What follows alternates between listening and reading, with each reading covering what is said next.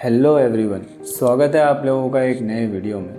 बंगाल एक समय मुगल एम्पायर का सबसे अमीर प्रोविजन था। बंगाल के सिल्क और कॉटन ने मुगल इंडिया को पूरी दुनिया में फेमस किया था। अकेला बंगाल एक समय पर 12% जीडीपी कंट्रीब्यूटर था पूरी दुनिया का। बंगाल में ना सिर्फ इंडस्ट्रियल टेक्निक्स बल्कि एग्रीकल्चर टेक्निक्स भी बहुत ज़्यादा एडवांस थी। मलबरी कल्टीवेशन और सेरीकल्चर की वजह से बंगाल एक समय पर पूरी दुनिया का मेजर सिल्क प्रोड्यूसिंग हब था। सिल्क के अलावा बंगाल में food grain, salt, fruits, precious metal और ऑर्नामेंट्स भी बहुत हैवी अमाउंट में प्रोड्यूस किए जाते थे। डोमेस्टिकली देखा जाए तो ज़्यादातर इंडिया के प्रोविजन बंगाल के प्रोडक्ट्स पर बहुत ज़्यादा डिपेंडेंट थे। मुगल एम्पायर के अंडर सबसे बड़ी मैन्युफैक्चरिंग इंडस्ट्री टेक्सटाइल इंडस्ट्री थी और उसमें से भी cotton textile industry. Mughal India textile के क्लोथिंग पूरी दुनिया में ट्रेड होते थे। बंगाल के सिल्क और कॉटन टेक्सटाइल्स भारी मात्रा में एक्सपोर्ट किए जाते थे यूरोप, जापान, इंडोनेशिया में। बंगाल मुस्लिम टेक्सटाइल बहुत ही ज़्यादा पॉपुलर थे सेंट्रल एशिया में और इसे भारी मात्रा में बेचा जाता था सेंट्रल एशिया में। सॉल्ट पीटर शिप किए जाते थे यूरोप में, ओपियम बेचा जाता था इंडोनेशिया में, सिल्क एक्सपोर्ट किए जाते थे जापान और नीदरलैंड में। बंगाल एक समय पर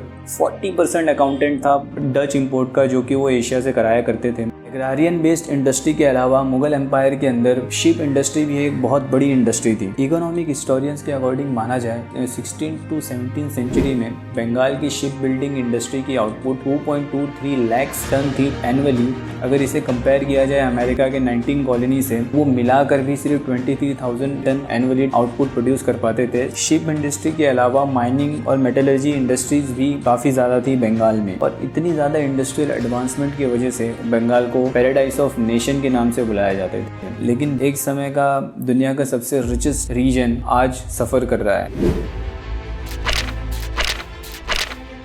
लगातार कई सालों में बंगाल की इकोनॉमिक डिग्रेड होती चली गई है और इंडस्ट्रियलाइजेशन के बदले डी इंडस्ट्रियलाइजेशन हुआ है। आखिर ऐसे क्या रीजंस थे जिसकी वजह से बंगाल आज रिच स्टेट से एक पुअर स्टेट रह गया है? आइए जानते हैं इस वीडियो में।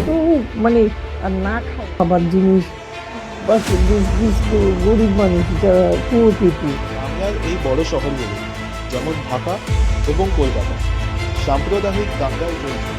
Tata Motors pulls out of West Bengal. ওরা পারেও আক্রান্ত করে অ্যারেস্ট করে।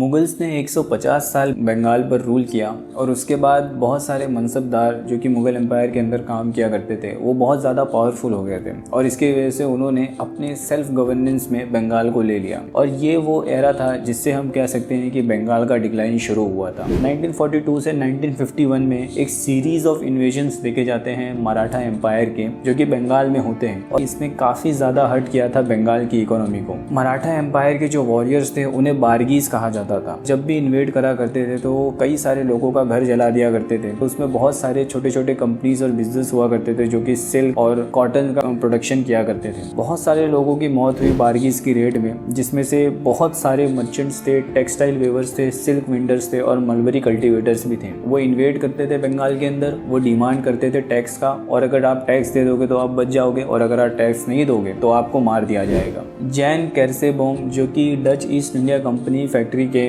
चीफ थे, उन्होंने एस्टिमेट किया था कि 4 लाख से ज़्यादा सिविलियन वेस्ट बंगाल और बिहार में मारे गए थे इस इन्वेजन के चलते और इसी कॉन्फ्लिक्ट के चलते बहुत सारे लोगों ने माइग्रेट भी किया वेस्ट बंगाल से ईस्ट बंगाल। बाद में 1751 के अंदर बंगाल के नवाब और मराठास के बीच में एक पीसफुल ट्रीटी साइन होती है जिसके अंदर बंगाल के नवाब 1.2 million rupees annually as a chauth देने का वादा करते हैं और बदले में मराठा कभी भी वापस इन्वेड नहीं करेंगे बंगाल में। इसके बाद इस कहानी का नेक्स्ट इवेंट होता है ब्रिटिश रूल। दरअसल ब्रिटिश हमेशा से ही बंगाल को एक बहुत ही ज़्यादा रिच रीजन मानते थे, तो ब्रिटिश हमेशा से ही बंगाल में जाकर बिजनेस करना चाहते थे। तो मुगल एम्पायर्स के अंदर उन्हें इजाज़त दे दी जाती है अपनी फैक्ट्री सेटअप करने की बंगाल में। बाद में उन्हें पूरा कंट्रोल चाहिए था बंगाल के लैंड रेवेन्यू टैक्स कलेक्शंस में। तो इसकी वजह से 1757 में बंगाल के नवाब सिराजुद्दौला के साथ वो बैटल ऑफ प्लासी लड़ते हैं और जिसके अंदर वो जीतते हैं मीर जाफर की मदद से। दरअसल वहाँ पर भी वो डिवाइड एंड रूल की पॉलिसी अप्लाई करते हैं। मीर जाफ़र जो कि कमांडर इन चीफ थे सिराजुद्दौला के आर्मी में, वो एंड मोमेंट पे जाकर उनको धोखा दे देते हैं, क्योंकि ब्रिटिशर्स उनको प्रॉमिस देते हैं कि अगर बैटल ऑफ प्लासी में वो पीछे हट जाएंगे और बैटल ऑफ प्लासी में ब्रिटिश अगर जीत जाएंगे तो उसके बाद उन्हें गद्दी दे दी जाएगी। इसके बाद मीर जाफ़र वैसे ही करते हैं। मीर जाफ़र जो है वो बैटल ऑफ प्लासी से पीछे हट जाते हैं और उसके बाद ब्रिटिशर्स बड़ी आसानी से सिराजुद्दौला को हरा देती है बैटल ऑफ प्लासी के अंदर। दरअसल बैटल ऑफ प्लासी से पहले ब्रिटिशर्स ने मीर जाफ़र से कुछ एग्रीमेंट किए थे, जैसे कि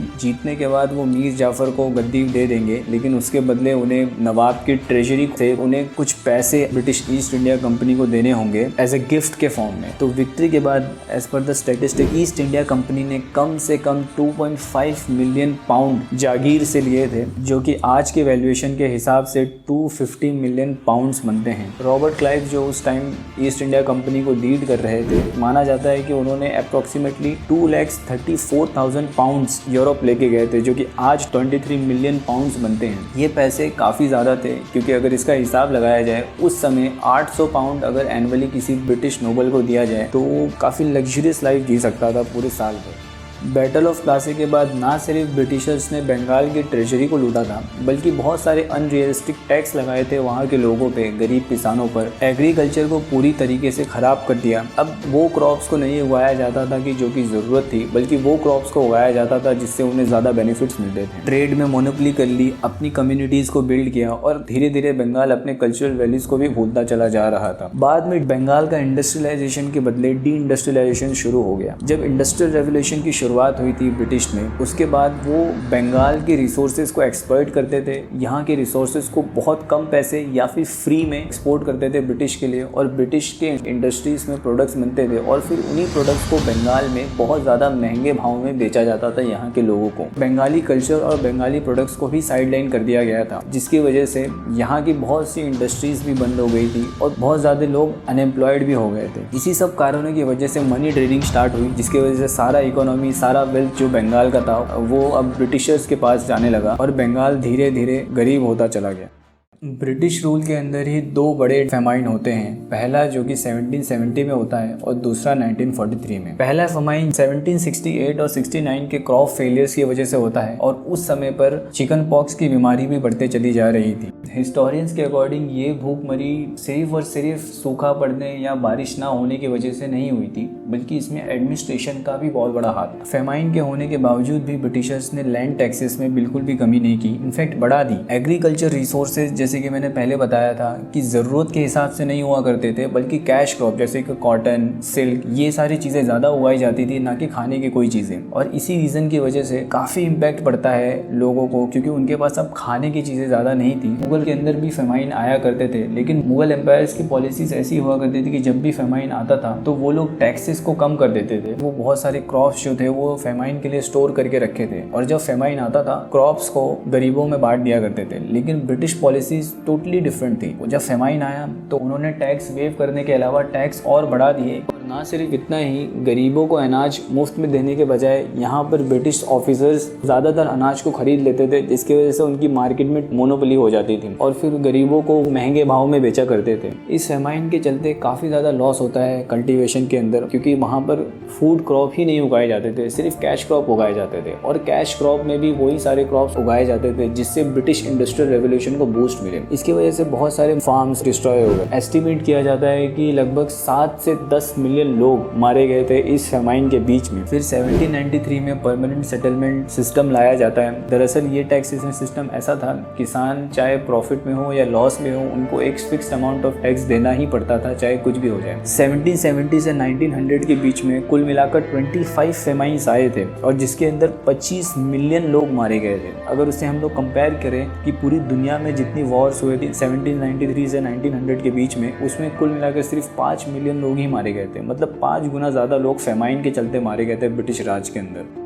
फिर आता है बंगाल फेमाइन 1943। ये फेमाइन पिछले वाले की तरह डेडलीस्ट नहीं था, लेकिन इसने बंगाल की इकोनॉमी की पूरी तरह से कमर तोड़ दी थी। इस फेमाइन के आने का मेन रीज़न था एडमिनिस्ट्रेशन फेलियर और ब्रिटिशर्स की पॉलिसी। दरअसल उस समय वर्ल्ड वॉर 2 चल रहा था और जापान एक काफ़ी स्ट्रॉन्ग नेशन था। उसने बर्मा को कॉन्कर कर लिया था और यहाँ बर्मा एक मेजर एक्सपोर्टर था राइस का ब्रिटिश इंडिया के लिए। जापान का बर्मा को कॉन्कर कर लेने के बाद राइस का एक्सपोर्ट होना बंद हो गया और जिसकी वजह से राइस की काफ़ी कमी होने लगी। लेकिन राइस की कमी होने के बावजूद भी ब्रिटिश इससे अनदेखा कर रहे थे और वो पिछली बार की तरह इस बार भी राइस को रिजर्व करके रख रहे थे अपने आर्मी के लिए। जापान का बर्मा को इन्वेड करने के बाद वो अब आगे बढ़ रहे थे ब्रिटिश इंडिया की तरफ और उसे रोकने के लिए ब्रिटिशर्स मार्च 1942 में डिनायल पॉलिसी को अप्लाई करते हैं। इसका मतलब ये था वो जापान के इन्वेजन के दौरान उन्हें हर तरह से रोकेंगे किसी भी तरह के रिसोर्सेज के एडवांटेजेस लेने से। और ब्रिटिशर्स की पॉलिसी सिर्फ यहाँ तक नहीं रुकी, बाद में उन्होंने बोट डिनायल पॉलिसी अप्लाई की जिसमें कि कोई भी बोट जो कि 10 या उससे ज्यादा लोगों को ले जा सके उसे डिस्ट्रॉय कर दिया गया और उसकी वजह से काफी भारी इम्पैक्ट पड़ता है फिशिंग क्लास के लोगों के लिए। कईयों की डेली एम्प्लॉयमेंट चली जाती है,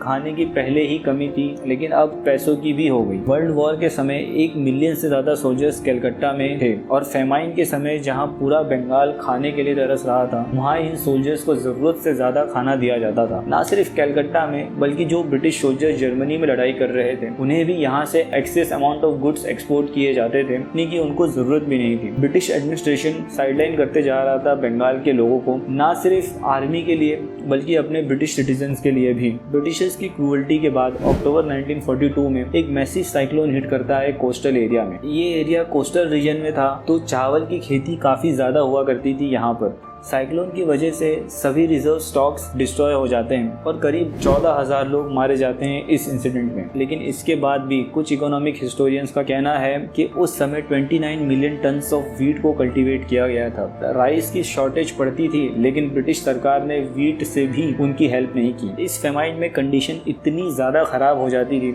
कि फैमिली को अपने जमीन बेचने पड़ते थे कुछ किलो राइस खरीदने के लिए। कलकत्ता के शहर में क्राइम बहुत कॉमन हो गई थी। खाने के लिए वो अपनी लड़की और औरतों को बेच दिया करते। छोटे बच्चे की भूख की वजह से डेथ हो जाती और वो सड़क पे पड़े रहते कलकत्ता के। इस समय लैंड ग्रैबिंग भी काफी कॉमन हो गई थी। दरअसल लैंड एडमिनिस्ट्रेशन डिवाइडेड थे जमींदार, ज्योतिदार और कई सारे छोटे किसान और कुछ बहुत ही गरीब लेबर्स में। इसमें जो किसान उनके पास कुछ जमीन थी वो फेमाइन के चलते अपनी जमीन को गिरवी रख देते पैसों के लिए। वो गिरवी रखे पैसे लेते ज्योतिदार से क्रॉप्स के लिए और फिर उसे लौटा नहीं पाते और इसकी वजह से उनकी जमीन भी उनसे छीन जाती। इस फेमाइन के चलते 60% कल्टीवेशन एरिया खराब हो चुका था। भूखमरी से तो लोग मर ही रहे थे लेकिन अब कॉलेरा, मलेरिया और चिकन पॉक्स की बीमारियों से भी लोग मरने लगे थे। एस्टिमेट किया जाता है कि ये फेमाइन में करीबन 3 मिलियन लोगों की मौत हुई थी।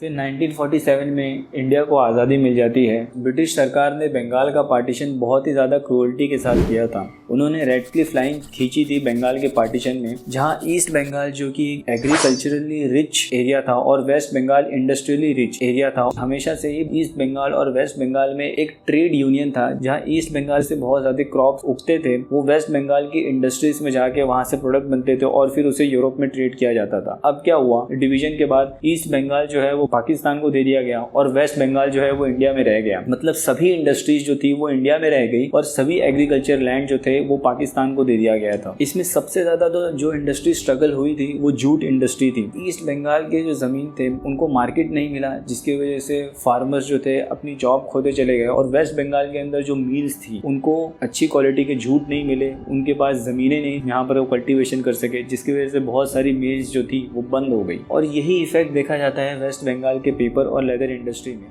इंडिपेंडेंस के बाद भी वेस्ट बंगाल इंडस्ट्रियली काफ़ी कैपेबल था, लेकिन ओवरऑल डी इंडस्ट्रियलाइजेशन ही हुआ है बंगाल में पिछले 75 सालों में। 1950-51 का डेटा देखिए, 73% टोटल इंडस्ट्रियल प्रोडक्शन जो कि इंडिया में होते थे वो सिर्फ 3 प्रोविजन में से थे, बॉम्बे, वेस्ट बंगाल और मद्रास। तो ऐसा क्या होता है कि 2000 आते आते प्रोडक्शन अब 5% ही रह गई थी। इसमें कई सारे रीजंस थे, जैसे कि अब बंगाल के अलावा भी कई इंडस्ट्रियल हब हो गए थे, जैसे कि बॉम्बे। 1965 में इंडिया पाकिस्तान वॉर होती है और जिसके वजह से इंडिया को इकोनॉमिकली काफ़ी नुकसान होता है। बंगाल में उस समय 2 मेजर इंडस्ट्रीज हुआ करती थी, जूट और इंजीनियरिंग इंडस्ट्रीज, और इन दोनों में से इंजीनियरिंग इंडस्ट्री बहुत सारे जॉब्स दिया करती थी। वॉर के बाद सेंट्रल गवर्नमेंट ने रेलवे का बजट कम कर दिया, जिसकी वजह से बंगाल की इंजीनियरिंग इंडस्ट्री को काफ़ी नुकसान पहुँचता है। बाद में सेंटर से ही न्यू इंडस्ट्रियल पॉलिसी को अप्लाई किया जाता है और इस पॉलिसी के अकॉर्डिंग सभी एसेंशियल रॉ मटेरियल जैसे कि कोल, आयरन, स्टील, ये सब सबके भाव यूनिफॉर्म रहेंगे पूरी कंट्री में। और इसमें सबसे ज़्यादा अगर कोई स्टेट इफेक्ट होता है तो वो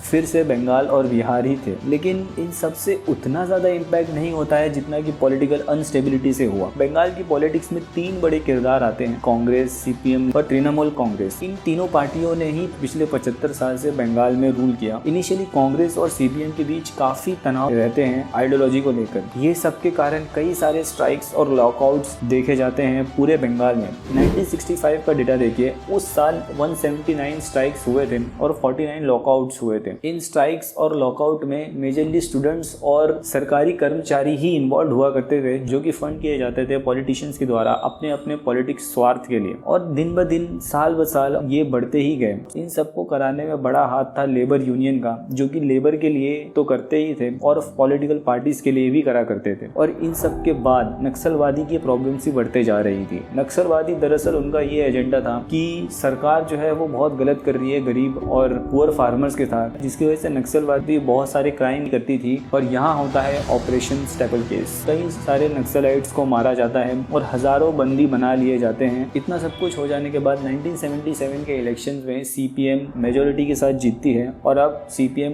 वेस्ट बंगाल के पावर में आती है। उनकी मार्क्सिस्ट आइडियोलॉजी थी। ये बेसिकली स्मॉल बिजनेस और स्मॉल कर्टेलर्स को ज़्यादा प्रेफरेंस दिया करते थे, ना कि कोई बड़ी इंडस्ट्रीज को, जिसकी वजह से इनिशियली 1977 में जब वो सरकार में आए थे तो उन्होंने फॉरेन इन्वेस्टमेंट को रोक दिया था। कोई भी बड़ी मल्टीनेशनल कंपनीज को इन्वेस्ट करने के लिए अलाउ नहीं किया गया था और खास करके ये गवर्नमेंट इंडस्ट्रीज के मोनोपोली के एकदम ज़्यादा अगेंस्ट थी। लेकिन यहाँ एक और क्रिटिसिज्म किया जाता है लेफ्ट फ्रंट के द्वारा कांग्रेस गवर्नमेंट को कि उस समय सेंट्रल गवर्नमेंट ने बहुत सारे डिस्क्रिमिनेशन किए थे, बहुत सारे पब्लिक फंड्स रोके थे वेस्ट बंगाल के लिए, जिसकी वजह से उनकी इंडस्ट्रियल ग्रोथ जो थी वो उतनी ज़्यादा अच्छी तरीके से नहीं हो पाई थी। लेकिन अगर डेटा के हिसाब से देखा जाए तो 1960 से 69 के बीच वेस्ट बंगाल को कुल मिलाकर 13.8% इन्वेस्टमेंट दिया गया था पब्लिक सेक्टर में, और तमिलनाडु को सिर्फ 7.7% और गुजरात को सिर्फ 1.2% दिया गया था। बाद में 1970 से 79 के बीच में ये शेयर्स जो है वो कम तो हुआ था, 10.7% तक गया था, लेकिन तमिलनाडु और गुजरात का शेयर्स थोड़ा सा बढ़ा था। बाद में 1980 से 89 में देखा जाए तो वेस्ट बंगाल जो था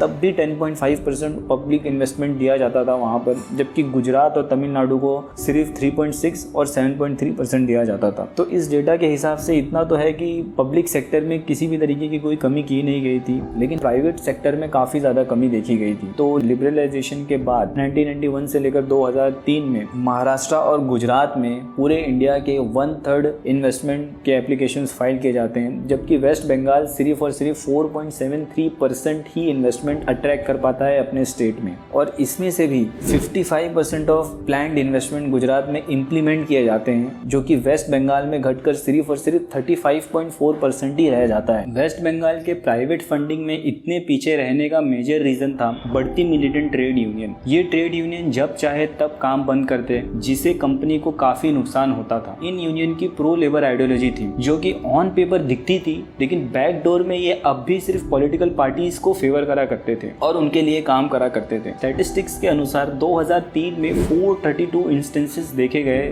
वर्क स्टॉपेज के, जिसमें से 400 लॉकआउट्स थे और 32 स्ट्राइक्स थे। कुल मिला के उस साल 16 लाख मैन डेज का लॉस हुआ स्ट्राइक्स के द्वारा और 2.5 करोड़ मैन डेज का लॉस हुआ था लॉकआउट्स के द्वारा। अब ऐसे ही खराब कंडीशंस में कौन ही बिजनेसमैन इन्वेस्ट करना चाहेगा वेस्ट बंगाल में, लेकिन कहानी हमेशा के लिए ऐसी चलती नहीं है। 1980s का डेटा उठा के देखा जाए तो 60% इंडस्ट्रियल आउटपुट ऑर्गेनाइज सेक्टर से आया करता था, जो कि लिस्टेड हुआ करते थे सेंट्रल गवर्नमेंट से, और 40% ही सिर्फ अनऑर्गेनाइज इंडस्ट्री से आया करता था। लेकिन 1995 में ये बढ़कर 50% से ज़्यादा हो गया। अब अनऑर्गेनाइज इंडस्ट्री में इतना ज़्यादा इंडस्ट्रियल आउटपुट होने की वजह से ज़्यादा लोग जॉब भी अनऑर्गेनाइज इंडस्ट्री में करा करते थे, और उनके जो बेसिक लेबर इंसेंटिव्स हुआ करते थे वो भी उन्हें नहीं मिला करते थे। आगे 1994 में लिबरलाइजेशन के बाद लेफ्ट फ्रंट गवर्नमेंट ने भी अपनी नई इंडस्ट्रियल पॉलिसीज को अप्लाई कर दिया। इस समय वो फॉरेन इन्वेस्टमेंट को वेलकम कर रहे थे। ये सब के बाद भी अगर हम डेटा देखें तो इन्वेस्टमेंट के लिए जो नंबर ऑफ प्रपोजल्स थे वेस्ट बंगाल के लिए, वो अब भी गुजरात के आधे थे,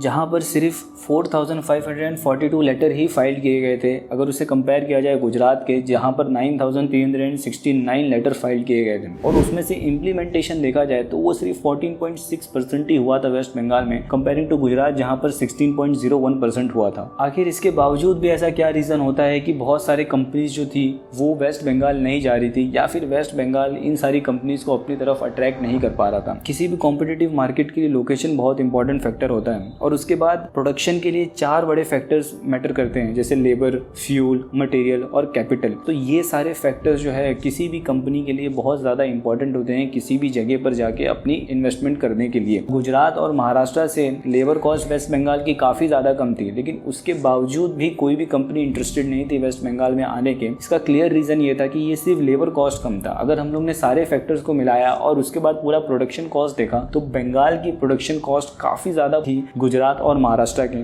1976 से 1995 का ये डेटा देख सकते हैं और 99 से 2009 का ये डेटा देख सकते हैं। इन जनरल प्रोडक्शन कॉस्ट जो थी वो हर साल गुजरात से वेस्ट बंगाल की ज़्यादा ही थी, इसलिए मेजरली कंपनी प्रिफर करा करती थी गुजरात और महाराष्ट्र को इंडस्ट्रीज़ के लिए, ना कि वेस्ट बंगाल को। 2008 में हुई थी Tata Nano controversy. West Bengal की गवर्नमेंट ने टाटा नैनो को इनवाइट किया था अपनी इंडस्ट्रीज़ को सेटअप करने के लिए। जो लोग फैक्ट्री के ज़मीन पे रहा करते थे उन्हें फोर्सफुली वहाँ से निकाला गया और उसके बदले उन्हें जो कंपनसेशन दी गई थी सही नहीं थी, और इसके चलते प्रोटेस्ट होने लगे पूरे बंगाल में गरीब किसानों के द्वारा, जिसे इनिशियली लेड तो अलग अलग पॉलिटिकल पार्टीज कर रही थी, लेकिन उसे मेजरली सपोर्ट किया जा रहा था तृणमूल कांग्रेस के लीडर ममता बनर्जी के द्वारा। इस रेजिस्टेंस की वजह से कंस्ट्रक्शन कंपनी के काम हफ्तों के लिए रुक जाते और टल जाते, और ये सभी फैक्टर रतन जी टाटा को फोर्स करते हैं वेस्ट बंगाल से पुल आउट करने के लिए। ममता बनर्जी का मानना था कि वो ज़मीन से गरीब किसानों को फोर्सफुली निकाला जा रहा था, जहां वो खेती कर सकते और अच्छी जिंदगी जी सकते। रतन जी टाटा ममता बनर्जी को उनके पुल आउट का कसूरवार ठहराते हैं और टाटा नैनो प्लांट शिफ्ट कर जाती है गुजरात में।